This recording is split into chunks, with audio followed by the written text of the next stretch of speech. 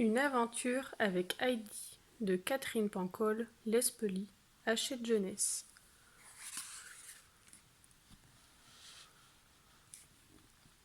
Paloma, tu es où crie Enzo, accroché à une poutre. Dans le tas de paille. Une trappe se soulève, une fillette apparaît. Bonjour, je m'appelle Heidi. Bienvenue en Suisse. Ce tas de foin est mon lit. Tu dors sur la paille s'exclame Paloma. J'adore, ça me tient chaud, ça chatouille, ça sent bon. Il est où Pipo dit Enzo. Pipo, furieux, sort d'une vieille malle, recouvert d'une robe en dentelle. Ouaf, ouaf. Ce qui veut dire en langage chien, libérez-moi de ces froufrous-là, je suis ridicule. Paloma le débarrasse. C'est à toi ces chapeaux, ces robes, ces foulards elle demanda à Heidi. Oui, mais je ne les aime pas, c'est trop encombrant pour courir sur l'alpage. On va se promener. Devant le chalet, un vieil homme prépare un tabouret. Voici grand-père, il sait tout faire, dit Heidi. Bonjour les enfants, dit grand-père. Heidi, tu devrais aller voir Peter, le général en chef des chèvres. Il est très inquiet. Il a perdu Biquette. C'est qui Biquette dit Paloma. C'est ma meilleure amie, répondit Heidi. Au milieu du pré, Peter le chèvrier compte ses chèvres. Pipo leur court après. Elle se cabre, elle bêle. Comment tu fais pour les reconnaître demande Paloma. Lily a un trèfle sur l'oreille, dit Peter. Blanchette, la barbichette bouclée. Mésange a des cornes pointues et Biquette des sabots en forme de cœur. Si on ne la retrouve pas avant la nuit, le loup va la manger. Pas de panique, dit Enzo, on va mener l'enquête. Heidi, est-ce que je peux me servir de ta malle? Paloma, Enzo et Peter, le chèvrier, accrochent les robes et les foulards comme des guirlandes aux branches des chênes, des pins et des érables. On dirait que les fées dansent dans les arbres, dit Paloma. C'est très joli, dit Heidi. On va offrir tes habits en remerciement de renseignements sur Biquette, puisque tu ne les portes plus, indique Enzo. Paloma écrit sur de grandes feuilles. Avis aux coquets et aux coquettes. Il faut retrouver Biquette. Un cadeau pour toute information concernant sa disparition.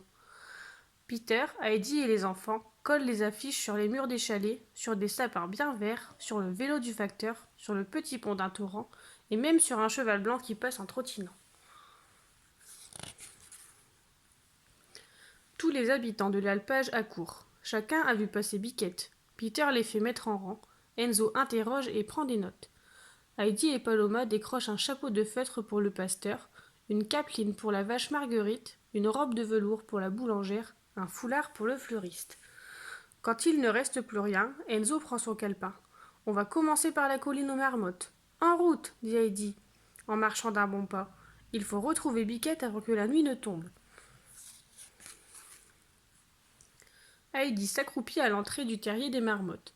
Elle les attire avec des carottes. Avez-vous vu Biquette? Les marmottes pointent leurs moustaches vers le nord. Leurs moustaches sont comme des boussoles, explique Heidi. Elles indiquent la direction. On dirait que Biquette est partie vers le champ de pâquerettes. Paloma sort une loupe de sa salopette et se penche. Regardez par terre, des petits cœurs. Les marmottes ont raison, ce sont des sabots de Biquette. Enzo consulte ses notes. En effet, on m'a signalé que Biquette adorait le goût des pâquerettes.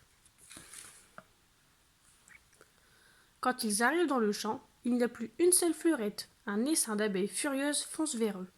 Pipo s'enfuit en courant. Ouaf, ouaf, ouaf, ce qui veut dire en langage chien, elles vont nous piquer. N'aie pas peur, dit Heidi. Les abeilles ne piquent que quand on les attaque.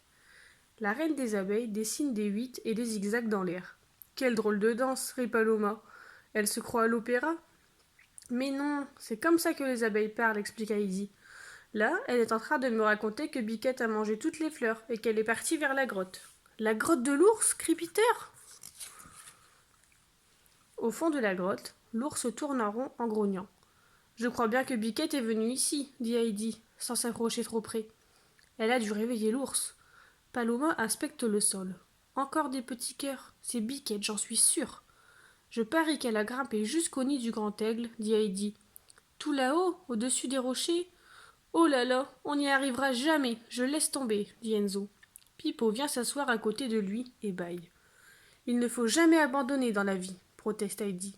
Monsieur l'ours, vous qui êtes un alpiniste hors pair, pouvez-vous nous emmener là-haut? L'ours les porte sur son dos jusqu'au nid du grand aigle. Je ne vois pas Biquette, dit Heidi en chuchotant pour ne pas réveiller les petits, mais qui arrive en grimpant à grands pas aidé de 2 bâtons. Le maître d'école, tout essoufflé. Dans mon jardin, il y a un très haut sapin, dont les branches font bé, bé. C'est étonnant. C'est Biquette, dit Paloma. Elle nous appelle. Tu as raison, dit Heidi. Fonçons dans la vallée pour la sauver. L'aigle laisse ses petits endormis dans le nid et accompagne nos amis. Au pied du grand arbre, Paloma prend une paire de jumelles. Elle aperçoit sur le tronc des traces de sabots en forme de cœur. C'est sûr, c'est Biquette là-haut. Enzo met ses mains encornées et crie « Descends, descends, Biquette !» Elle a le vertige, dit Heidi. « Grand aigle, tu ne pourrais pas… » L'aigle s'envole, saisit la chevrette sur le crime de l'arbre et la dépose dans l'herbe. Peter applaudit. « Merci les amis !» il dit en embrassant Biquette. « C'est grâce à Heidi, dit Enzo. On a failli se décourager et elle nous a appris qu'il ne faut jamais abandonner dans la vie. » N'hésite pas à me mettre un j'aime et à t'abonner si tu as aimé le livre. Merci.